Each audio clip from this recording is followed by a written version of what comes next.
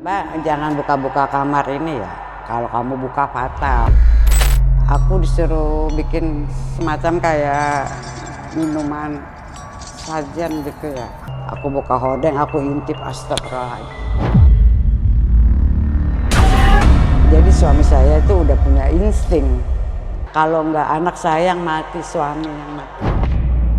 Tanggal 22 Januari 2019, suami saya nutup mata untuk yang terakhir. Suami saya meninggal dalam keadaan husnul khotimah. Dia nggak sakit lagi, seger bugar, nggak ada amanat. Kalau orang mau meninggal kan selalu omongan yang istilahnya ngebekasin. Ini nggak ada omongan ngebekasin sekali.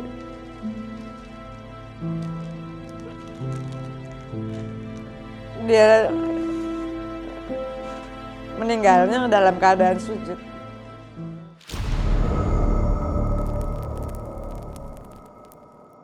Halo semuanya, kembali lagi sama gua Indra. Apa kabar kalian semuanya? Semoga kalian yang sedang menonton video ini selalu diberikan kesehatan, dilancarkan urusannya, dan dimudahkan rezekinya. Di sebelah gua ada narasumber nih. Narasumber gua ini ceritanya ini pengalaman yang menurut gua ini berharga banget. Karena narasumber gua ini bekerja sebagai asisten rumah tangga di salah satu rumah, dan ternyata rumah tersebut adalah rumah pesugihan. Bahkan sampai narasumber gue ini kehilangan suaminya. Langsung aja nih kita sapa narasumber yang ada di samping gue. Assalamualaikum Bu Yeni. Salam. Apa kabar nih? Baik. Sibuk apa sekarang? Aktivitas saya sehari-hari kerja parkiran, Pak. Oh gitu. Bu Yeni mau cerita tentang pengalaman waktu kerja. Pengalaman saya waktu saya sebelum kerja di parkiran. Ini pengalaman saya yang benar-benar sangat pahit untuk dilupakan sampai sekarang. Pengalaman saya waktu kerja jadi asisten rumah tangga.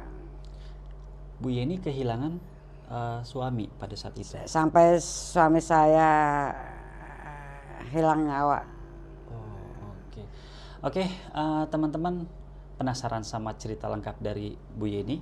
Sebelum gue lanjut ke ceritanya, gue mau ingetin kalian nih, buat kalian yang punya cerita horor, kalian bisa langsung follow aja akun sosial media Indra Stories yang gue cantumin di bawah ini, atau kalian bisa WA ke nomor admin yang gue cantumin di kolom deskripsi. Dan gue mau ingetin juga nih, buat kalian yang baru bergabung, yang baru nonton video ini, jangan lupa untuk disupport dengan cara like, komen, dan juga di subscribe biar kalian gak ketinggalan video-video menarik berikutnya.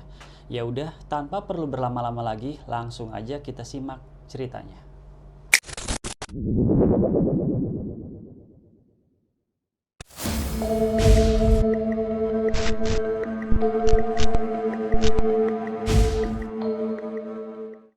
Bu Yeni, boleh diceritain kejadiannya kayak gimana? Tahun 2018 rumah tangga saya ekonominya terpuruk. Suami nggak kerja, anak sekolah. Saya sulit untuk bayar rumah kontrakan. Saya ngontrak di rumah tua, tapi hanya ibu-ibu, nenek-nenek tua, udah jompo. Dia tuh nggak ada yang ngerawatin. Punya anak 2, cuman anaknya daerah Bekasi semua. Jadi saya ngontrak di rumah itu. Saya sambilan bantu-bantu dia. Namanya udah tua, udah lansia. Saya bantu-bantu bersih-bersih rumah. Kalau dia sakit, saya bantu-bantu minumin obat, ngerawatin, ganti pampers. Ada saya lama tuh dapat di situ saya ngontrak 8 bulan. Karena suami saya kerja parkir, jadi untuk bayar kontrakan pun nggak pernah full. Jadi saya dikasih kebijakan untuk bayar separohnya lagi karena saya dibutuhkan tenaga sama yang punya rumah. Singkat cerita, saya berbulan-bulan ngerawat ibu itu. Udah mulai ada kejanggalan di itu rumah. Kejanggalan kalau saya setiap bersih-bersih di ruang dapur, di ruang belakang, semacam kayak suara-suara harimau gitu. Suara-suara yang gaduh gitulah, gubrak-gubrak. Tapi saya Allahu alam, masing-masing alamnya saya nggak ganggu. Oma sakit, kadang malam suka manggil-manggil saya, Yen tolong bikinin minum. Iya Oma, saya ke dapur. Kayak ke dapur, kadang pintu gerbang belakang dapur kayak ada orang berdiri. Serem, tapi saya nggak berani tengok, cuma saya langsung bikin, saya kasih dia ke kamarnya. Saya masuk ke kamar, saya keluar lagi. Besok paginya saya balik lagi kerja ke situ, nyapu-nyapu, bersih. Saya gosok pakaian, saya masukin ke lemari. Jadi kamar ada 3, yang satu dipakai, yang 2 enggak. Jadi kalau nyari baju di kamar yang kosong, saya bersih-bersih semua. Pas saya mau masukin baju ke kamar itu, entah saya di luar nalar kesadaran saya atau gimana, ada yang duduk di bangku di tempat tidur. Langsung saya sontak, kaget, astagfirullahaladzim. Sampai saya gimana gitu, ini orang apa bukan dalam. Saya nampak cuma disenyum. Saya baca, itu saya diem. Besoknya saya cerita sama suami, Pak, aku masuk ke kamar Oma, ada yang duduk Pak di atas tempat tidur. Kayak gimana orangnya mah, aku ceritain. Badannya gemuk, pakai peci haji, pakai baju koko, tapi tangannya nggak ada Pak, kata saya. Ya udah Mama nanti cerita aja sama Oma, pengen tahu itu siapa. Nggak ada tangannya Pak, kata saya. Nah, akhirnya besok suami saya ngomong sama Oma, ya ini kenapa nggak kemari-mari. Dia cerita sama saya, Oma kemarin habis neriska masuk kamar Oma yang nggak pernah dipakai, kata dia nggak ada orang lagi duduk, bapak-bapak pakai topi peci haji, pakai baju koko. Dia ini kaget, kata nggak ada tangannya. Terus Oma baru cerita, itu suami saya emang udah almarhum, tangannya kecelakaan. Waktu kecelakaan memang suami saya tangannya nggak ada, buntung sebelah gitu. Mungkin dia mau kenal Yeni apa gimana, udah terlalu baik sama saya, ngerawatin saya. Ya udah akhirnya Oma minta maaf atau gimana, kan saya kaget, minta maaf. Tapi lama-lama kemudian kok aneh-aneh gitu. Segala atas plafon bunyi begitu kalau malam, aku nggak bisa tidur atau gimana. Anak juga suka nangis mulu. Aku sama suami, Pak gimana ini Pak, kalau begini namanya kayaknya nggak bisa tidur, nggak tenang, ada gimana. Habis gimana, kita mau pindah juga kan, kita nggak punya uang mah buat bayar kontrakan. Ada saya diem nyari informasi. Nah akhirnya saya ketemu kawan sekolah saya nawarin saya kerja lagi di rumah temen juga, bos lah. Suaminya orang luar. Mau nggak? Kata kalau memang mau, malam ini juga bawa perabotannya ke sini. Tapi kerja di sini, tidur di sini, nggak boleh bawa perabotan. Terus aku bingung. Ya perabotan saya mau dikemanain? Jual-jualin aja, kata bosnya yang baru. Ya Allah, akhirnya perabotan saya tuh TV, kulkas, mesin cuci, semua lemari tempat tidur saya jual lelang, saya jualin. Karena mungkin saya udah gimana ya, suami nggak kerja, anak sekolah, udah ini banget dah, desperasi banget. Akhirnya suami bilang, ya udah kalau emang Mama mau, Bapak ikutin kamu aja. Akhirnya saya siang datang ke rumah orang itu yang mau saya kerja, malamnya saya pindah langsung ke rumah orang itu, pindah, dikasih ongkos buat barang. Jadi saya cuma bawa baju aja, sama suami sama anak. Perabotan saya udah saya jualin, saya habis semua, saya jual dari hasil keringat kerja suami. Biarin, pikir emang lagi ekonomi lagi terpuruk, yang penting kita masih bisa untuk nyambung hidup lah ibaratnya. Hari demi hari terus berjalan. Saya kerja tuh di rumah yang baru. sehari 2 hari udah kelihatan nggak enak, nggak nyaman. Saya kerja selalu diawasin, nggak tahu orang Islam sholat ngaji rajin. Saya setiap bangun jam 5 subuh, saya biasalah namanya ibu rumah tangga ya, nyapu, ngepel. Saya nyapu, ngepel dari ruang tamu ke depan, ke kamar-kamar semua saya pelin. Kamar bos, kamar anak, kamar keponakan. Ada kamar satu yang bikin saya penasaran, nggak boleh dibuka. Sampai saya dibilang, "Mbak, tolong jangan dibuka ya, ini kamar." Saya tanya, "Kenapa Bu?" Pokoknya kalau saya bilang jangan dibuka kalau kamu tidak mau. Pokoknya dibilang fatal. Harus aku diem, udah. Aku tetap bekerja biasa. Bersihin kamar bos, kalau bersihin kamar dia tuh bawel. Harus kolong-kolong tempat tidur mesti dipelin. Aku kolong tempat tidur pelin ada berangkas, kotak. Cuman aku nggak berani. Aku senggol pun nggak berani. Bersih-bersihin bupet semua. Kalau saya lalai bersihin bupet pasti ada aja yang terbalik. Bingkai, keramik pasti aja ada yang pecah. Kalau saya nggak terlalu lalai gitu nggak. Oh ini nggak dibersihin, ini nggak dibersihin. Kadang suka jatuh bingkai apa.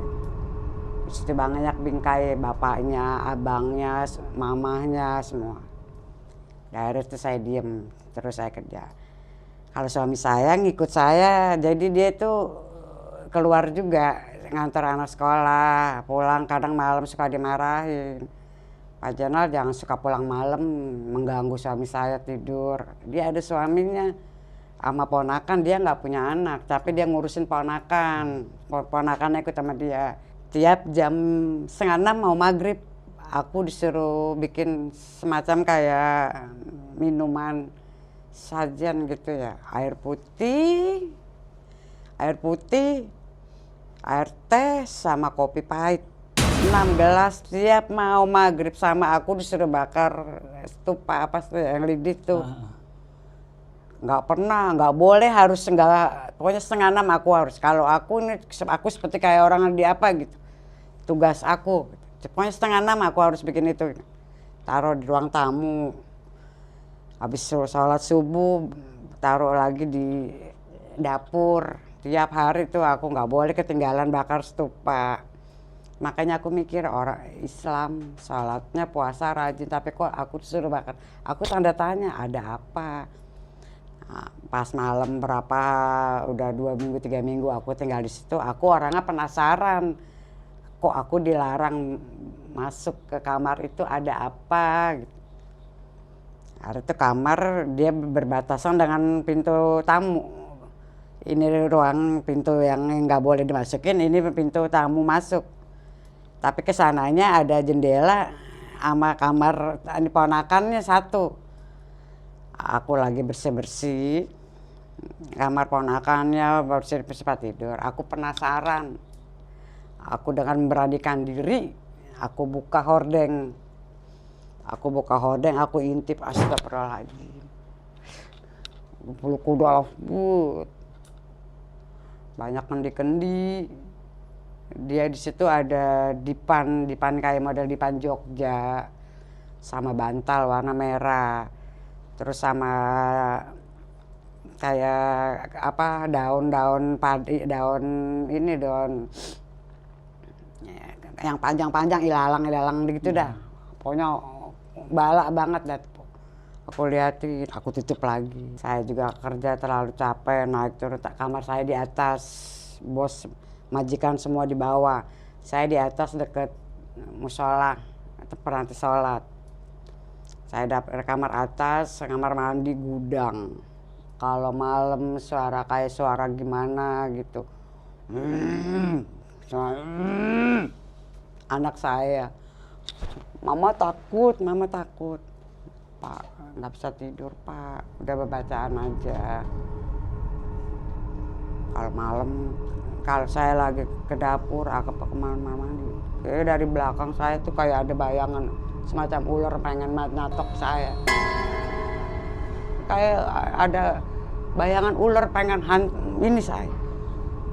Antara sadar nggak sadar saya teriak, "Bapak, kenapa mah?" Nengok. "Apa di mana?" "Di kamar." Ya udah cepet cuci piring ya. Cuci piring. Aku masuk ngobrol sama suami. "Jangan lama-lama ya, kayaknya nggak enak kawannya." Kata suami, aku juga udah merasa. Bapak juga sebenarnya udah nggak enak mah tinggal di sini. Habis gimana? Keadaan kita lagi susah begini. Kalau kita keluar dari sini lagi kita mau kemana? Kata aku, ya rezeki mah udah Allah yang ngatur Pak. Gimana kitanya aja bawa diri. Saya lagi ngobrol gitu, tiba-tiba gagang pintu itu kan besar banget. Brak, mental ke muka suami. Tapi nggak kena, suami aku ngeles. Astagfirullahaladzim. Siapa yang itu mah lah nggak tahu. Itu pintu ditutup kok gagangnya bisa mental jatuh. Berat suami saya ngeles jatuh ke ubin. Buak. Astagfirullahaladzim. Terus langsung pelafon bu gitu. Kayak goyang. Bapaknya langsung ambil wudhu sholat. Akhirnya dia bisa ngomong, "Gimana nih Pak? Ini ngomong sama bos kamu besok ya. Bilang aja nggak betah, kita pulang aja mah." Aku diem, gimana ya, aku cara ngomongnya bagaimana. Tiap malam 1 suro selalu minta tumbal. Aku tiap malam 1 suro nggak boleh tidur. Dari Isya sampai azan subuh, aku yasinan, baca Quran. Nggak boleh tidur. Tapi kok ini alirannya apa? Tapi dia orang ngerti, tapi kok begini? Suami itu bilang, "Udah ikutin aja mama, biarin dulu." Udah. Ikutin, biarin. Jadi terus bos aku tiap malam 1 suro kalau nggak ada korban dia pasti oleng. Itu keluarganya udah ada yang dimakan. Bapaknya, abangnya, sama anak dari ponakan. Itu yang ngomong pun iparnya dia. Iparnya dia ngomong sama saya, "Bu Yeni, kalau Bu Yeni nggak betah, mendingan angkat kaki aja dari sini. Aku nggak bisa cerita apa-apa. Aku nggak mau cerita. Bu Yeni kan udah ngerasain kejanggalan yang ada di rumah ini. Cuman aku nggak mau cerita. Aku cerita kalau ada apa-apa, aku cerita sama dia. Kayak ada suara ular. Kalau malam langsung aku bangun. Jadi iparnya tuh udah tahu suaminya meninggal, tumbalnya dia. Terus dari ponakan ini tumbalnya dia, anak umur 1 tahun. Bapaknya pertama bapaknya. Akhirnya aku ngomong sama bos, "Saya nggak bisa dilanjut Bu, anak nggak betah, bapaknya juga gimana ya, kayaknya gimana, nggak enak kalau kita kerja terlalu gimana gitu sama orang. Selalu banyak kejanggalan. Kadang kalau saya lagi suruh bersihin kamar mandi, di peringatan saya kamar mandi selalu bersih, tapi mereka komen ada ular. Mbak, gimana sih kamu bersihin kamar mandi, itu masih ada ular. Di mana ada ular Bu, kamu lihat aja sendiri." Tapi kalau aku masuk ke dalam nggak ada Pak, nggak ada ular. Nggak ada Ibu, apaan nggak ada, dekat toilet ada. Aku bersihin kamar mandi, nggak ada, tapi Ibu bilang ada. Selalu ada ular katanya. Nggak ada Ibu, aku sampai nangis, nggak ada apa-apa. Jadi suami saya itu udah punya insting. Kalau dia bertahan terus di sini, kalau nggak anak saya yang mati, suami yang mati. Dia udah punya firasat nggak enak. Kalau nggak bapak yang mati, Witama yang mati mah. Sekarang terserah mama mau mengambil jalan gimana, kata suami. Ya aku harus ikutin suami dong. Ya udah Pak, nanti ngomong aja, bilang aja Wita nggak betah, kita pulang aja Pak. Harus singkat cerita aku tuh pulang. "Bu, saya pamit, nggak bisa dilanjut kerja." "Oh ya udah nggak apa-apa." Mungkin dia udah tahu, kita ini udah tahu, bapaknya kayaknya udah punya logat yang nggak enak, udah tahu. Ada udah tuh, "Saya pamit, dikasih uang 3 juta. Ini buat ongkos kamu pulang dari sini. Saya pulang cuman bawa baju yang saya bawa, nggak bawa perabotan, nggak bawa apa. Karena perabotan saya udah habis semua dijualin. Biarin, itu semua titipan Allah. Harta benda itu biarin, yang penting kita dalam keadaan sehat. Kalau adiknya bilang cerita, adik iparnya, memang dia punya piaraan. Jadi kalau bilang, Mbak, kalau ibu ada mobilnya, tapi Mbak jangan suka cari-cari ibu kemana, ibu ada di kamar. Oh, gitu. Aku nggak paham kan, nggak ngerti. Jadi ibu tuh suaminya ada, cuman suaminya tuh kulitnya pada gimana gitu, kayak buduk, kayak serat gimana sih, kayak cacar tapi kok ini parah gitu, budugan gimana sih, mukanya doang cakep tapi badannya hancur, suaminya dia korengan begitu. Ih, nggak, saya gede ngeliatnya, udah tuh akhirnya udah deh Bu, nggak usah cerita, intinya saya mau pamit, saya udah nggak kerja di sini lagi. Karena suka banyak orang datang ke rumah dia nggak ada bahasanya, permisi, assalamualaikum, nggak. Kalau datang ke rumah ibu, masuk melonong, nyendok nasi, makan. Sama saya, namanya saya di situ kan asisten rumah tangga, harusnya ngomong kan, kalau ada apa-apa saya disalahin. Basa-basi Maaf ya. ya Mbak, saya mau makan atau gimana? Enggak, kalau ngeliat saya sadis, tatapan matanya sadis. Aku jadi takut kan, aku diem aja. Dia makan di meja makan, habis makan taruh di piring kotor, udah keluar lagi. Ada saya pamit sama keluarga dia semua, keluarga besarnya, saya ngontrak lagi. Ngontrak tapi bapaknya masih merasakan badan yang nggak greges. Badan greges. Pulang kerja nggak sakit lagi, nggak ada keluhan apapun yang dialami sama dia. Tiba-tiba dia, Ma minta bikinin teh manis. Habis makan, ya Pak. Malam Jumat jam 9:20, tanggal 22 Januari 2019. Suami saya nutup mata untuk yang terakhir. Minta tisu Bang, ada tisu Bang. Suami saya meninggal dalam keadaan husnul khotimah. Dia nggak sakit lagi, seger buger, nggak ada amanat. Kalau orang mau meninggal kan selalu omongan yang istilahnya ngebekasin. Ini nggak ada omongan ngebekasin sekali.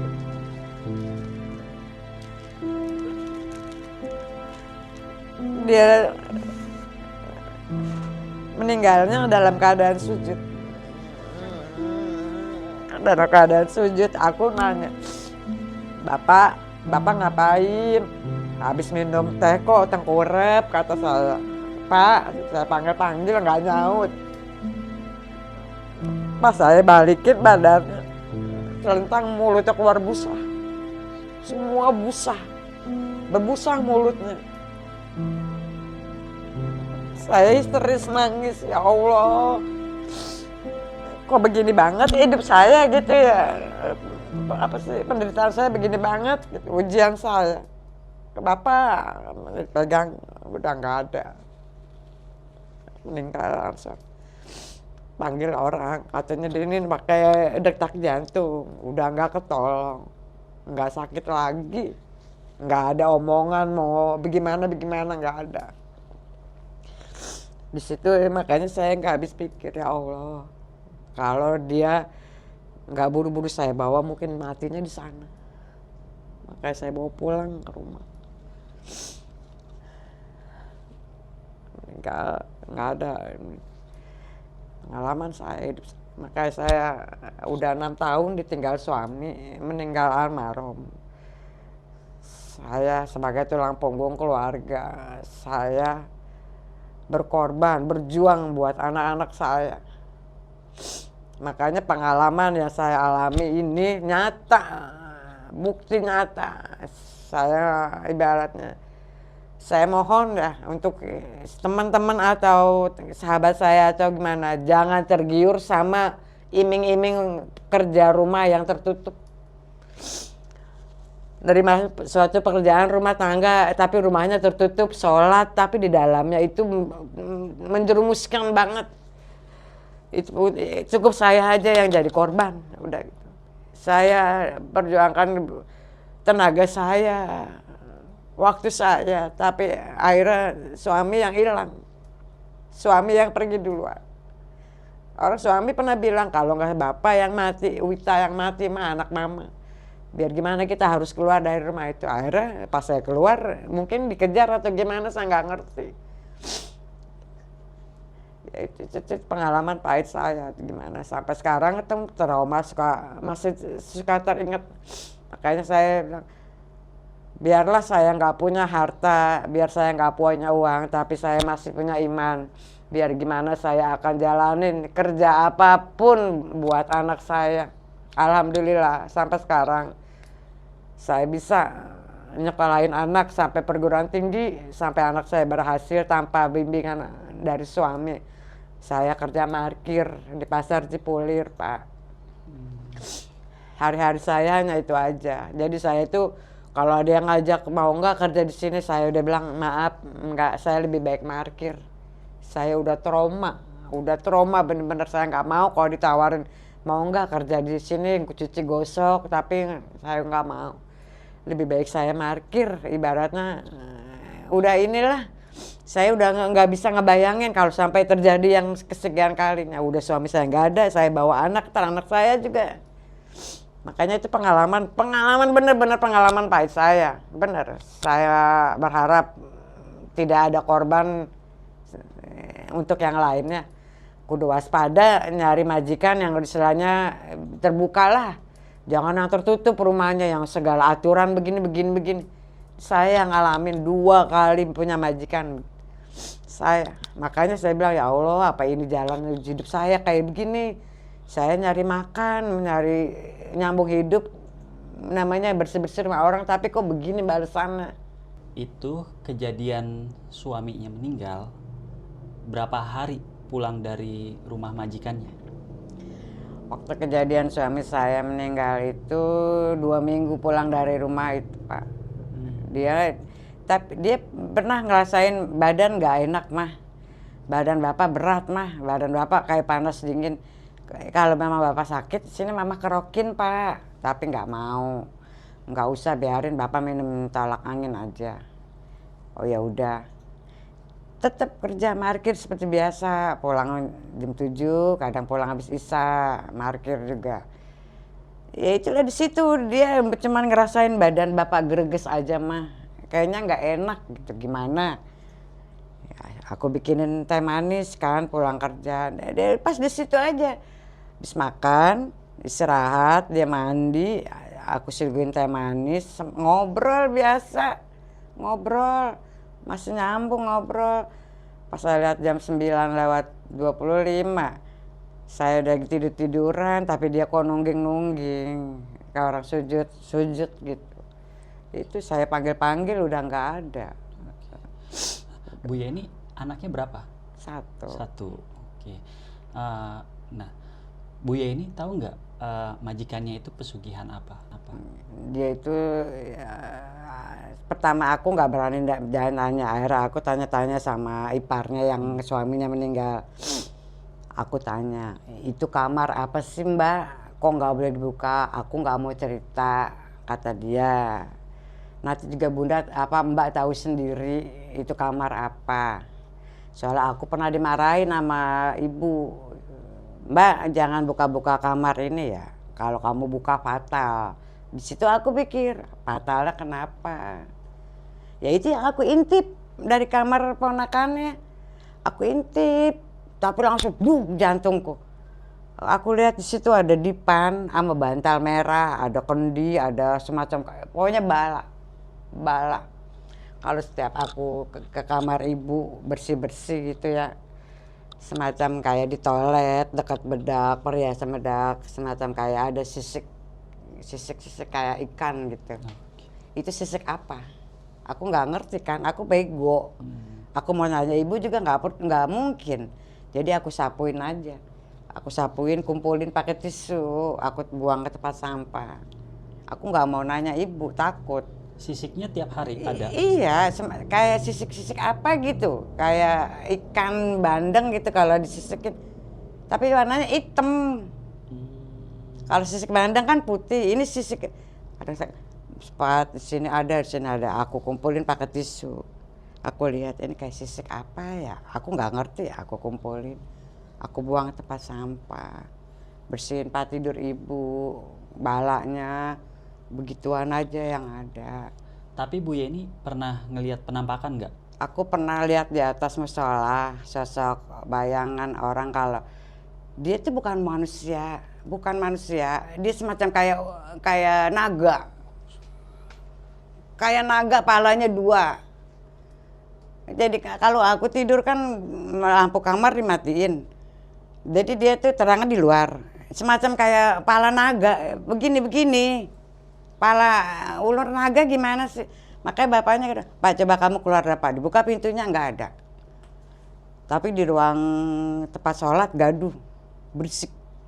Di dalam gudang berisik. Kalau aku tengah malam bangun, mereka kayak orang nggak mau kebersihan gitu apa gimana, langsung gaduh.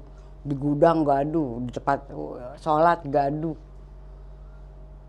Kadang kalau dari hordeng bebayang kayak naga begitu, naga. Kadang di atas rumahnya pelapon.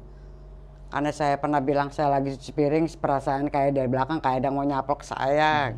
Makanya saya sedang, "Pak," teriak. "Kenapa mah?" "Enggak Pak." Itu kayaknya dibayangan, kayak insting saya itu kayaknya pengen nyaplok saya gitu. Tapi "Bapak, kenapa mah?" "Enggak Pak." Makanya aku nggak pernah tidur, nggak pernah larut malam. Tapi kalau ibu bangun, sholat. Kalau begitu berarti katanya ada yang mau pulang. Nggak tahu, aku nggak ngerti siapa Bu. Udah sholat. Tapi disuruh sholat yasinan. Tapi kalau malam satu sore nggak pernah tidur. Dari sholat maghrib, sholat isya sampai azan subuh berkumandang baru boleh istirahat. Kalau kita nggak ngejalanin itu katanya suka ada yang dimakan gitu kata ibu. Makanya aku nggak habis pikir di situ, semua anak-anaknya. Makanya iparnya buka suara sama aku begitu. Aku nggak bisa cerita, nanti juga Mbak lihat sendiri. Mbak tuh kalau mau maghrib disuruh bikin sajen air 6 gelas sama bakar stupa buat apa, harus Mbak mikir gituin saya. Paham dong, dia bilang. Kadang saya kalau lagi di kamar ruang gosok kamar, kalau saya nggak duduk nggak sembahyang gosok, kaki saya kayak ada yang nyaplok gitu di kolong. Pas saya lihat, aduh kagak ada apa-apa, gimana gitu, kayak ada yang berayangin saya aja, gimana sih. Ya Allah, saya selalu berbacaan aja, ya Allah. Ngeri, bener serem gitu. Itulah bukti banget itu, nyata depan mata saya, kayak ada di atas pelapon, di atas rumah tuh sekelilingin ular semua, profil grafer dia, di baliknya grafernya ular mulu. Kadang di kamar mandi memang ada ular Pak. kalau anak Bu Heni pernah diganggu nggak? Apanya? Anak Bu Heni. Anak aku dia bilang, "Aku nggak pernah lihat ular tapi suka dengar suara gitu mah," katanya. Tapi nggak pernah diliatin. Nah kalau suami pernah gitu, sama kayak aku di ruang pas sholat tuh. Makanya kalau bener-bener kalau sampai sekarang saya selalu ingat. Makanya dia pernah pesan sama saya begini, bos pernah ngomong, "Kalau suami kamu udah meninggal, kamu balik lagi ke rumah saya terima." "Enggak Bu, maaf." Dia penasaran antara aku yang mati kalau nggak anak aku yang mati. Kalau suami, bahasa gaul, "Yen, kalau suami lu udah meninggal, gue masih nerima lu kerja di rumah gue." "Maaf, nggak bisa," aku gitu. Jadi dia tuh kayak masih mau gimana gitu. Jadi kalau tuh saya langsung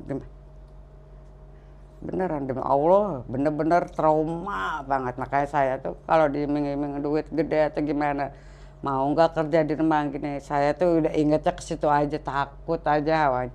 Makanya alhamdulillah sampai sekarang biar saya nggak punya banda, nggak punya apa-apa, yang penting hidup saya tentram sama anak-anak. Suami hilang udah nggak ada, jadi saya yang banting tulang untuk keluarga udah gitu aja. Bu Heni tahu nggak usahanya apa majikannya? Kalau dibilang usahanya ada di rumah aja. Oh, di rumah aja. Iya. Oh. Paling dia kadang pergi sama shopping, tapi dia ngomongnya sama saya ada urusan. Suaminya ada di rumah. Suaminya di rumah nggak pernah keluar, di kamar aja. Jadi kalau aku yang ngambilin makan, minum, sediain di kamar, main komputer, nggak pernah ngomong apa nunduk. Tapi badannya pada begitu putih kulit, cuman badannya pada nyenye gitu kasar. Pakai sendal, kadang kalau aku sapuin sisiknya, nggak tahu sisik apa badan dia apa gimana. Nggak pernah keluar, suaminya ada di kamar, tapi istrinya aja yang keluar-keluar. Ya Mbak, aku pergi dulu ya, aku nggak berani nanya mau kemana Bu. Nggak. Oh iya Bu, aku bukain gerbang, aku tutup lagi. Kadang keluar jam 8 pagi, jam 2 pulang. Kadang keluar habis maghrib, jam 2 malam baru pulang. Gitu aja, nggak tahu kerjanya apa. Tapi masih ada orangnya sampai sekarang? Majikannya masih ada? Masih. Masih. Dia sekarang, nah rumah yang waktu aku kerja daerah Jombang, sekarang udah dijual, pindah ke BSD. Di BSD rumahnya lebih mewah, ada kolam renang berlantai 3. Makanya itu dia nggak, ibu saya kalau mau bekerja lagi sama saya masih saya terima, aku nggak mau. Tapi sampai sekarang masih suka dihubungin nggak? Masih. Masih suka komunikasi? Tapi saya nggak mau. Akhirnya ini ada yang ngomong, udah matiin kontaknya, blokir, udah hilangin. Nggak bakal tenang hidup lo kayak begitu. Ntar lo dihantuin gini-gini, lo mau lagi kerja di sana. Akhirnya kontaknya aku blok, hilang. Sampai sekarang udah nggak ada kabar-kabarnya. Tapi aku tahu dia dibilang di BSD, pokoknya rumah paling mewah katanya gitu aja. Cuman aku nggak mau balik lagi. Lillahi ta'ala, biar Allah yang ngasih rezeki buat aku sama anak-anak gitu aja. Aku udah trauma, nggak mau ikut-ikut orang kerja yang semacam seperti itu. Ibaratnya kita kerja nyawa taruhan, dengan aku kerja jadi tukang parkir dah, kurir-kurir. Yang penting anak bisa sekolah tinggi, udah gitu aja. Itu pengalaman, bener-bener pengalaman saya. Makanya jangan sampai ada yang seperti saya gitu aja. Itu aja. Pesan saya cuman itu. Jangan tergiur sama iming-iming duit atau gimana-gimana. Tapi ujung-ujungnya nyawa kita yang diancam. Oke, teman-teman, mungkin sampai sini dulu video di Indra Stories kali ini. Kalian bisa menyimpulkan sendiri nih apa yang sudah diceritakan oleh Bu Yeni. Menurut gua, cerita ini tuh banyak banget pelajaran yang bisa kita ambil nih, baik dari sisi positifnya maupun dari sisi negatifnya. Dan gua pribadi bisa mengambil sisi positifnya, yaitu betul banget apa yang dibilang sama Bu Heni. Jadi dia keluar dari lingkaran bisa dibilang orang-orang yang melakukan pesugihan nih. Dan kita nggak bisa melihat orang itu hanya dari luarnya aja, tapi ternyata dalamnya itu nggak sesuai dengan yang kita lihat di luarnya, seperti pengalaman yang diceritakan Bu Heni tadi. Tapi sebelum gue tutup, gue mau ingetin kalian nih, buat kalian yang belum support channel ini, buruan disupport dengan cara like, comment, dan juga di subscribe biar kalian gak ketinggalan video-video menarik berikutnya. Dan ya udah nih, gue Indra dan Bu Yeni pamit undur diri. Wassalamualaikum warahmatullahi wabarakatuh.